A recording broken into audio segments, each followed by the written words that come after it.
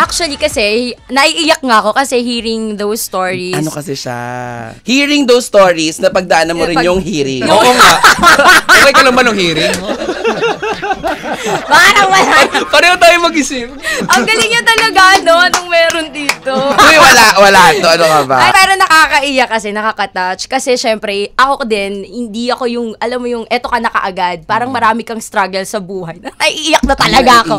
Hindi kasi syempre, bago mo ma-achieve yan, parang ang daming papalakpak sa'yo and all, pero hindi nila alam yung pinagdaanan mo deep inside na ang hirap-hirap. Actually, isa sa mga passion ko talaga is pagsasayaw.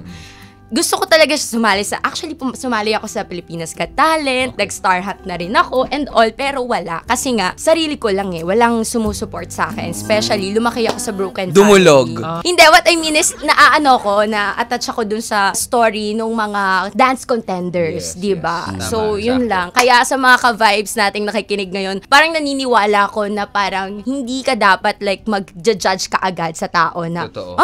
ayan, sumikat yan kasi may connection yan sa mga ganon. Ayan, kasi nagpa-awa effect yan and all. Pero deep inside, meron din silang stories to tell. Gusto mo bang mag-confession kay Kuya?